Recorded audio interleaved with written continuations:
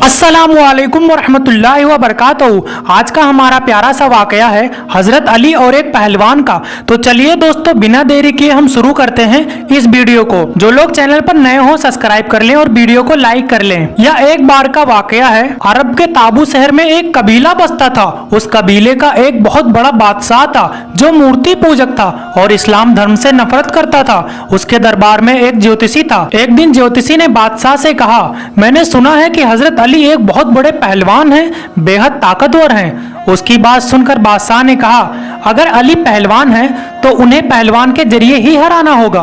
फिर बादशाह ने अपने लोगों से कहा, ऐ लोगों, जाओ और राज्य के सभी बड़े बड़े पहलवानों को यहाँ पर बुला लाओ, क्योंकि मैं सभी से कुश्ती कराऊंगा और जो व्यक्ति सबसे आखिरी में जीतेगा उसको मैं बहुत बड़ा तोहफा दूंगा और उसकी कुश्ती हजरत अली से कराऊंगा। अगले दिन राज्य के सभी पहलवान एक खुले मैदान में इकट्ठा हुए। बादशाह ने पहलवानों से कहा, तुम सब एक दूसरे से कुश्ती लड़ो और जो आखिर में जीतेगा मैं उसे इनाम दूंगा। बादशाह की बात मानकर सभी पहलवान ने आपस में कुश्ती शुरू कर दी। काफी देर कुश्ती लड़ने के बाद एक पहलवान ने बाकी सभी को हरा दिया। उसका नाम था फत्ता। फिर बादशाह ने फत्ता पहलवान से कहा, तुम थके हुए हो इसलिए कुछ दिन यहीं आराम करो, फिर मैं तुम्हें तुम्हारा इनाम दे दूंगा। बादशाह की बात सुनकर फत्ता पहलवान आराम करने के लिए विश्राम गृह चला गया। कुछ दिन बाद बादशाह ने फत्ता पहलवान को बुलवाया और कहा, अब मेरी बात ध्यान से सुनो, मैं तुम पर बहुत पैसा खर्च कर रहा हूँ। इतने सारे पहलवानों को बुलाया था, इसका मकसद क्या था तुम जानते हो? फत्ता पहलवान ने कहा, जी नहीं, मैं इसके मकसद के बारे में कुछ नहीं जानता। बादशाह ने कहा, मैं अपने लिए कोई पहलवान नहीं रखना चाहता, बल्कि मैं एक इंसान से बहुत नफरत करता हूँ, लेकिन उसकी कुश्ती बहुत मशहूर है और उसका नाम हजरत अली है। इसलिए तुम उससे लड़कर उसे मार डालो और उसका सिर मेरे पास लेकर आओ, और अगर तुम ऐसा करते हो तो मैं तुम्हारी शादी अपनी बेटी से करवा दूंगा और अपने राज्य का आधा हिस्सा तुम्हें दे दूंगा, क्योंकि तब मुझे गर्व होगा कि तुम मेरे दामाद हो जिसने अली को हरा दिया। इसके बाद फत्ता पहलवान 4-5 पहलवानों को साथ लेकर मदीना की तरफ रवाना हो गया। कई दिनों की यात्रा के बाद जब वह मदीना की सीमा पर पहुंचा तब तक शाम हो चुकी थी, इसलिए रात में जीवन यापन के लिए वह वहां अपने तंबू लगाकर आराम करने लगे। फिर अगले दिन सुबह फज्र के वक्त जब फत्ता पहलवान और उसके साथी तंबू से बाहर निकले तो उन्होंने देखा कि एक युवक सड़क के रास्ते से कहीं जा रहा था और उसके हाथ में एक बेलचा और एक फावड़ा था। उसे देखकर फत्ता पहलवान के साथियों में से एक ने कहा, देखो एक आदमी आ रहा है, चलो उससे हजरत अली के बारे में पूछते हैं और यह पता करते हैं कि वह कहाँ मिलेंगे। फिर उन्होंने उस व्यक्ति से कहा, ए युवक, इधर आओ। उनकी बात सुनकर युवक ने कहा, काम आपका है तो आपको ही इधर आना चाहिए। फिर फत्ता पहलवान और उसके साथी उनके पास पहुंचे और बोले, ए युवक, हम इस शहर में नए हैं, हम एक व्यक्ति को ढूंढ रहे हैं और उसके बारे में कुछ जानना चाहते हैं। तब उस युवक ने कहा, क्या जानना चाहते हो? मुझसे पूछो। फिर एक पहलवान ने पूछा, हम जिससे मिलना चाहते हैं उसका नाम अली इब्न अबू तालिब है। तब उस व्यक्ति ने पूछा, क्या तुम पहले कभी उनसे मिले हो? उन्होंने कहा, नहीं। फिर उसने पूछा, क्या तुमने उनको कभी देखा है? उन्होंने कहा, नहीं। फिर उसने पूछा, क्या कभी तुम उनका स्वर सुने हो? उन्होंने कहा, नहीं। फिर उसने कहा, अली से तुमको क्या काम है? फत्ता पहलवान ने कहा, हम उनसे कुश्ती लड़ना चाहते हैं। तब उस वक्त ने कहा, तुम क्यों उनसे कुश्ती लड़ोगे? फत्ता पहलवान ने कहा, हमने इस काम के लिए पैसे लिए हैं, अगर मैं उनसे लड़ूंगा तो मुझे बहुत बड़ा इनाम मिलेगा और एक लड़की भी मिलेगी जिसे मैं बहुत पसंद करता हूँ। तब उस व्यक्ति ने कहा, ठीक है, पहले तुम मुझसे कुश्ती लड़ो, अगर जीत गए तो अली से लड़ सकते हो, क्योंकि इस समय अली कहाँ है यह सिर्फ मैं ही जानता हूँ। असल में वह व्यक्ति खुद अमीरुल मोमिनीन इमाम इब्न अबू तालिब थे। उनकी बात सुनकर फत्ता पहलवान ने कहा, ठीक है, लेकिन तुम किस हथियार से लड़ोगे? इस पर हजरत अली ने कहा, जो तुम्हारी इच्छा हो। फत्ता पहलवान ने कहा, ठीक है, लेकिन तुम्हारे पास तो तलवार नहीं है। हजरत अली ने कहा, तुम्हारे पास तलवार है और मेरे पास बेलचा है, तो तुम अपने तलवार से लड़ो और मैं अपने बेलचा से लड़ूंगा। मेरी तरफ से यही बेलचा तुम्हारी तलवार का मुकाबला करेगा। अली की यह बात सुनकर फत्ता पहलवान बोला, तुम बहुत बहादुर हो, अगर तुम इतने बहादुर हो तो सोचो अली भी बहादुर ही होगा। पहलवान तैयार हो गया। पहले उसने हमला किया, फिर दूसरा वार किया और फिर तीसरा वार किया। फत्ता पहलवान लगातार वार करता रहा, लेकिन इमाम अली हर वार को रोकते गए। तलवार से वार करते करते फत्ता पहलवान रुक गया और पीछे हट गया। तब हजरत अली ने कहा, फत्ता, अब क्या तुम्हारी और कोई इच्छा बाकी है? फत्ता पहलवान बोला, ए अनजान युवक, तुमने मुझे निराश कर दिया, तलवार और बेलचे की लड़ाई खत्म करो, आओ अब हम हाथ से कुश्ती लड़ेंगे। तब हजरत अली ने कहा ठीक है, जैसा तुम्हारी इच्छा। इसके बाद फत्ता पहलवान ने पहले वार किया, फिर दूसरा वार किया, उसके बाद फत्ता पहलवान ने फिर तीसरा वार किया, लेकिन हजरत अली ने हर वार को रोक दिया। इस तरह लड़ते लड़ते फत्ता पहलवान थक गया। फिर फत्ता पहलवान बोला अब मैं तीसरे तरीके से लड़ाई करूंगा जिसमें मैं सबसे ज्यादा माहिर हूं और जिसे मैं सबसे आखिरी में इस्तेमाल करता हूं। अब मैं भाला पर्ची से लड़ाई करूंगा। हजरत अली ने कहा ठीक है, तुम भाले से लड़ो और मैं अपने फावड़े से लड़ूंगा।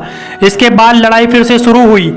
इस बार फत्ता पहलवान लगातार वार करता रहा, लेकिन इमाम अली हर वार को रोकते रहे, क्योंकि हजरत अली लड़ाई के दौरान उस व्यक्ति के चेहरे से ज्यादा उसके दिल को देखते थे।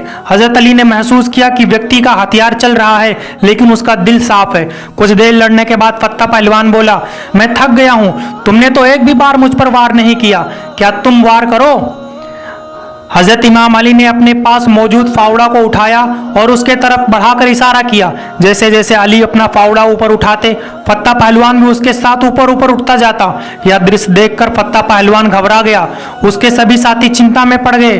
बाकी पहलवान भी यह देखकर डर गए कि अगर इस व्यक्ति में इतनी शक्ति है तो हजरत अली में कितनी शक्ति होगी। फत्ता बोला ए अनजान युवक, मैं हार चुका हूं, मैं अपनी हार स्वीकार करता हूं, तुम जीत गए, तुम विजेता हो, लेकिन अब मुझे नीचे उतार दो। फिर इमाम अली ने उसे नीचे उतार दिया और अपना बेलचा व फावड़ा एक तरफ रख दिया। फिर हजरत अली बोले अब बताओ फत्ता क्या कहना चाहते हो। फत्ता पहलवान बोला ए अनजान युवक, जिस मकसद से मैं आया था वह तो पूरा होने वाला नहीं, अब तुम मुझे बताओ तुम कौन हो, मौला अली कहाँ है। हजरत अली ने कहा जिस अली को तुम खोज रहे थे मैं वही अली हूँ। फत्ता पहलवान ने यह सुना तो वह डर के मारे कांपने लगा, रोने लगा। इमाम अली ने पूछा ए फत्ता तुम क्यों रो रहे हो। फत्ता बोला है मौला, मैं बड़ी उम्मीद लेकर आया था कि मुझे बहुत बड़ा इनाम मिलेगा और मैं उस स्त्री को पालूंगा जिसे मैं प्रेम करता हूँ। यह सुनकर हजरत अली बोले ए फत्ता, क्या तुम जानते हो कि किसके दर पर आए हो। अली के दर से आज तक कोई खाली नहीं गया।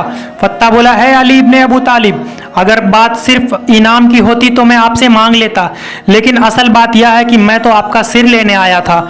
हजरत अली बोले अगर सिर की बात है तो क्या हुआ, गर्दन जो अली के पास है उसे लो, अपनी तलवार निकालो और अली का सिर लेकर जाओ, अपना मकसद पूरा करो। फत्ता बोला हे अली, इतने समय बाद मुझे कोई सच्चा नेता मिला है, मुझे कोई मार्गदर्शन करने वाला मिला है और मैं उसकी गर्दन एक औरत के लिए काट दूं या कभी नहीं हो सकता।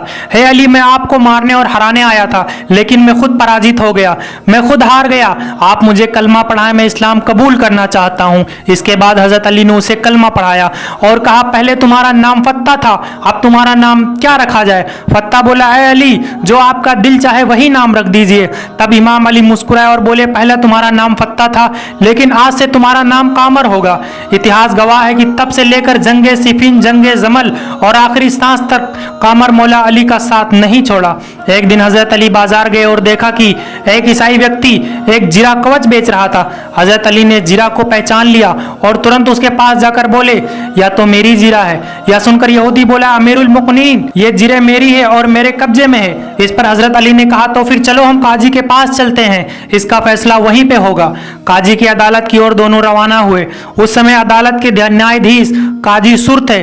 जब उन्होंने अमीरुल मुकनीन को आते देखा तो वे अपनी जगह से उठ खड़े हुए और उन्हें अपनी जगह बैठाने लगे, लेकिन हजरत अली उनके बगल में बैठ गए। इसके बाद हजरत अली ने कहा काजी सुर से कहा इस व्यक्ति के साथ मेरे विवाद का फैसला करें। हजरत अली की बात सुनकर काजी सुर ने कहा अमीरुल मुमिनीन, आपका पक्ष क्या है। हजरत अली बोले यह आदमी जो जीरा बेच रहा है वह मेरी जीरा है, यह बहुत पहले खो गया था, ना तो मैंने इसे बेचा और ना ही दान दिया। हजरत अली की बात सुनकर काजी सुरा बोले है ईसाई, अमीरुल मुमिनीन जो कह रहे हैं उसके बारे में तुम क्या कहना चाहते हो।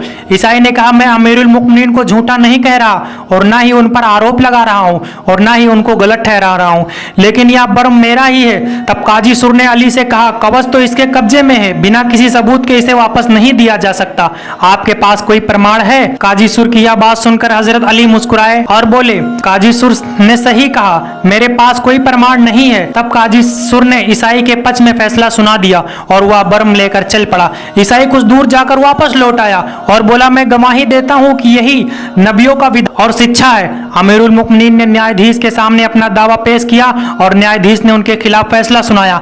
अल्लाह की कसम है अमीरुल मुमिनीन, यह बर्म आपका ही है, यह आपकी उठनी से गिर गया था और बर्म मैंने उठा लिया था। मैं गवाही देता हूँ कि अल्लाह के सिवा कोई माबूद नहीं और हजरत मोहम्मद सल्लल्लाहु अलैहि वसल्लम अल्लाह के रसूल हैं। हजरत अली रजी अल्लाह ताला अन्हु ने कहा, अब जब तुम इस्लाम स्वीकार कर चुके हो तो बर्म अब तुम्हारा है। इसके बाद हजरत अली ने उसे एक अच्छा घोड़ा भी उपहार में दिया और उसे सम्मान से विदा किया। इस घटना से शिक्षा मिलती है कि इस्लाम न्याय का धर्म है। न्याय ही इंसानियत को ऊंचा उठाता है। अल्लाह की शरीयत के सामने राजा और प्रजा सभी समान होते हैं। न्याय करना चाहिए। साहसी, योग्य और ईमानदार लोगों को इस्लामी खिलाफत में मुसलमान और गैर मुसलमान सभी नागरिकों के अधिकार समान होते हैं। अल्लाह ताला मुसलमान उम्मत को सहाबा की जिंदगी से शिक्षा लेने की तौफीक अता करे। आमीन। अगर आपको यह वीडियो अच्छी लगी हो तो चैनल को सब्सक्राइब और वीडियो को लाइक जरूर करें।